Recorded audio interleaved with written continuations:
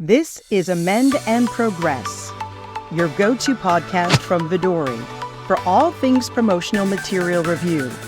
Get ready for actionable insights, valuable perspectives, and best practices to elevate your workflow and team morale.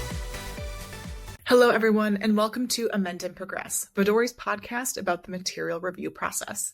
I'm your host, Annalise, and today we're going to be talking about collaboration best practices for promotional review teams.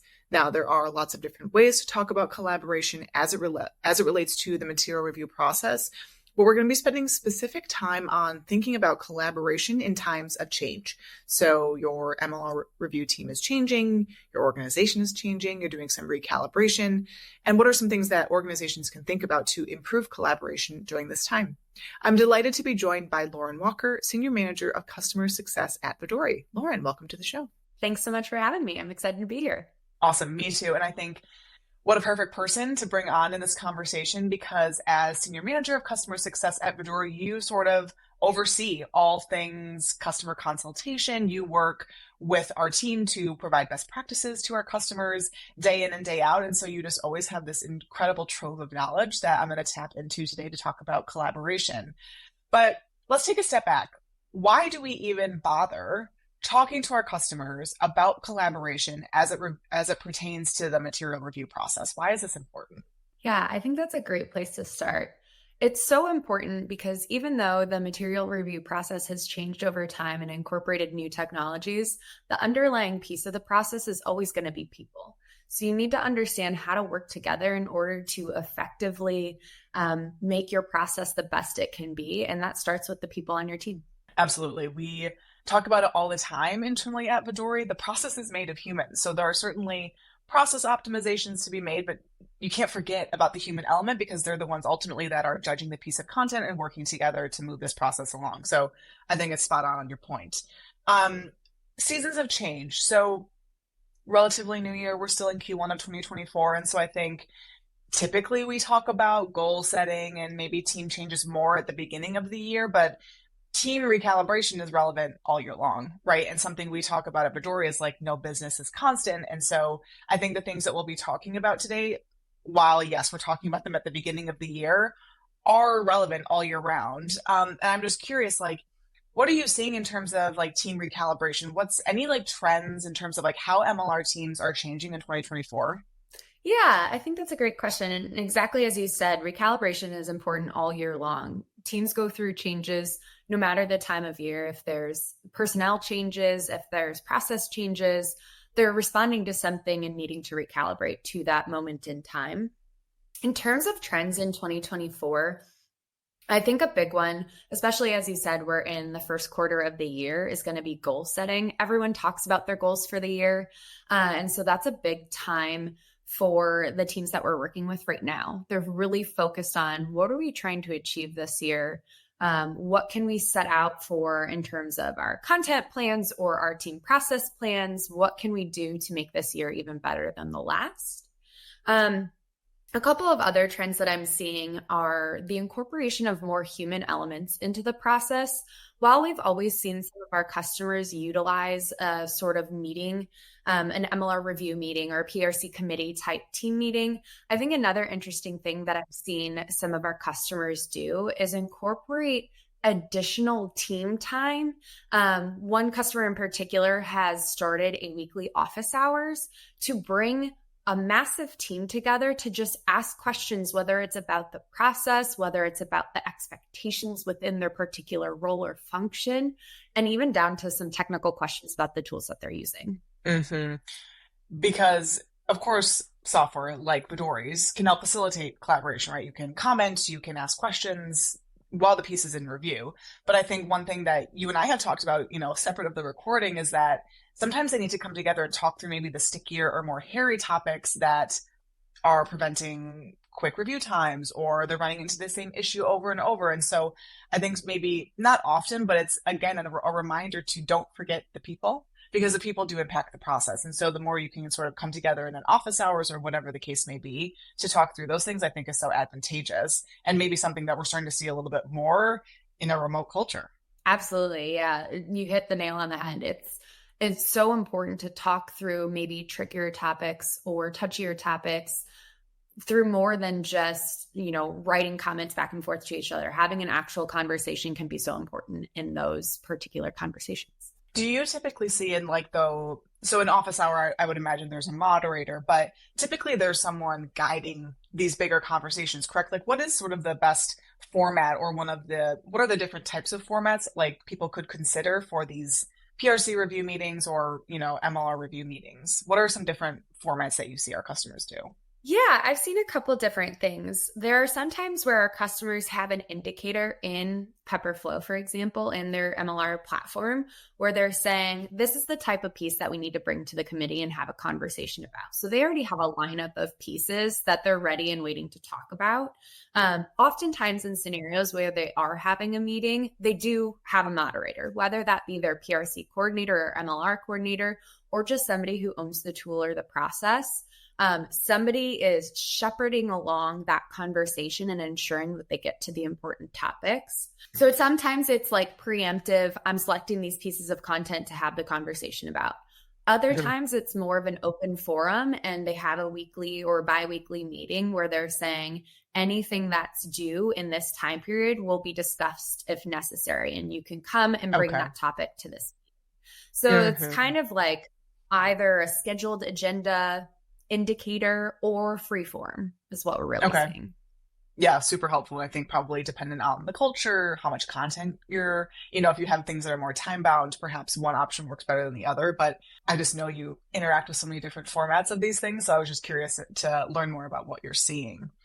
Okay, you've talked about things like review meetings and office hours. We've talked about goal setting. Anything else you would talk about as it relates to team recalibrations and goal setting? Like, is there maybe a specific goal organizations can think about to indicate whether their team is performing optimally? Yeah, I think there's a couple things that we can look at to understand the process effectiveness and see the teamwork really work well. One of the things that I think is important to look at is understanding the amount of time it takes to incorporate somebody's feedback. Now, at surface level, that's just a timing metric, but understanding the detail that goes into that timing metric is really important. Are we being clear enough in our feedback to the person who has to incorporate these edits? Is there open question? Are people asking for things that maybe aren't mandatory? So really clearly understanding and defining those things will help improve that metric. And as that gets faster, either that means the feedback is getting better or there's less feedback, which are both good things for the process. Yep. I think another important thing that's good to look at is understanding how often and perhaps why your teams are voting to make changes on a piece. So which review groups are requesting changes?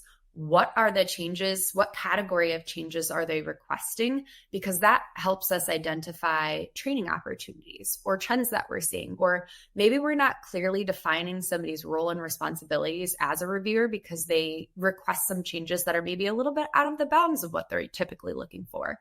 I think those two categories of metrics are really interesting to look at for this. Absolutely. It just sort of provides a tangible way to look at how we're collaborating as a team, right?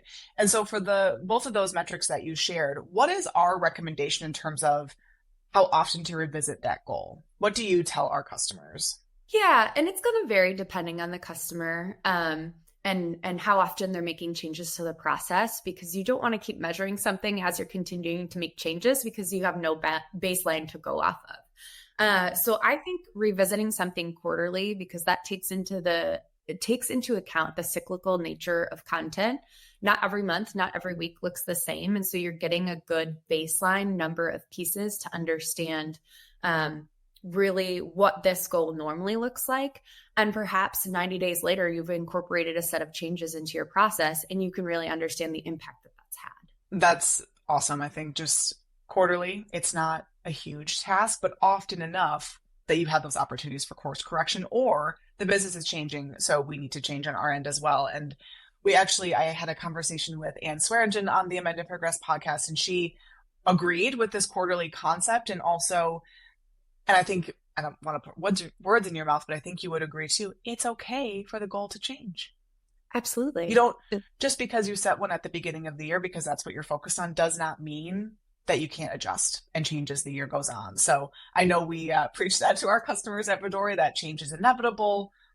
It's okay. But anything you would add on to that of just like agree or disagree that, throughout the year that the goals are almost expected to be changing. Absolutely. I mean, you get different information throughout the year. You might have pivoted a strategy. You might have a change amongst your team and personnel. There's so many different factors that go into making your goals in the first place that if any or all of those factors change, it's important to reevaluate and really understand what is a realistic goal now or what's become more important now. And like you said at the beginning, no business is stagnant. You're constantly changing and evolving, and your goal should too. Yep. So helpful. Okay, great. All right. Once again, office hours, I think, is a great thing to consider. Goal setting. And then before, when you and I were talking about this podcast recording today, you had indicated something to me that I think is super interesting around a best practice, and that's getting to know one another. Can you speak a little bit about that? Yeah, absolutely. And I think it's become an interesting topic, especially over the last handful of years, where there's more and more of a remote culture for everyone, but particularly our customers too. Like I said at the beginning, process is made of people. And, as human beings, there's more to us than our day-to-day job. And I think effective collaboration starts with understanding who you're working with, where they're coming from, what their background is, what makes them tick. It's just an important part of working with people. So whatever you can do to encourage that human collaboration, that human relationship building is going to make your process better. It's so important. I think that is just such an important reminder, and honestly, one that sometimes we forget when we're on Zoom meetings all day or team meetings all day. Like, the people aspect just falls to the wayside a little bit because of the nature of how we interact. But I think it's always a good reminder to check in with your colleagues and ask about their personal lives. The more you're putting tokens in that sort of like great bank of relationship building that then you can draw on for any type of situation within work. So I think it's a super important reminder. What are the benefits you see within our customers of those that do focus on collaboration? Like, again, you can sort of set goals related to how your team is working together to monitor that. But what's the other end of that? How do we see great collaboration show up within the process or within the organization? Yeah, I think, a great benefit of collaboration that I often see is you're producing higher quality content more quickly, because when you're collaborating well, it takes less time. You have trust in the other people on your team, and that just makes your output or what you're trying to work towards that much better. So when you're collaborating well, you see that in your end product, and you see that in the speediness of your process to get you to your end product. Absolutely. And quality content, based on what I'm hearing, that's a focus for a lot of organizations, is a focus on let's make sure the quality that goes in is of high quality. So what a great connective tissue between spending time on collaboration and then, focusing on maybe these org-wide goals of higher quality content. So I think it just continues to reiterate the importance of just thinking about these things and talking about them and focusing on them as a team, because as we said, the benefits are far and wide. Lauren, Absolutely. That is a great place to end the conversation today. Anything else you would want to share before we sign off? I think just once again, reminding ourselves that every process is created by humans, and humans are an important component of that process. So the more that we can do to remember that and understand our fellow humans, the better that it's going to be. Awesome. Well, Lauren, thank you much. Thank you so much for joining today. As always, amazing to get your perspective on all things material review, and just appreciate your time. Thank you so much for having me, Annalise. And for everyone else, thank you so much for watching or listening to today's episode. Our journey doesn't end here. Please follow Vodori on LinkedIn to ask questions about the topics that we're talking about, give us ideas for new episodes or things that you want to hear about. And don't forget to subscribe to YouTube, Apple, Spotify, wherever you're listening to your podcast. Until next time, this is Annalise from Amend and Progress. Have a fantastic day.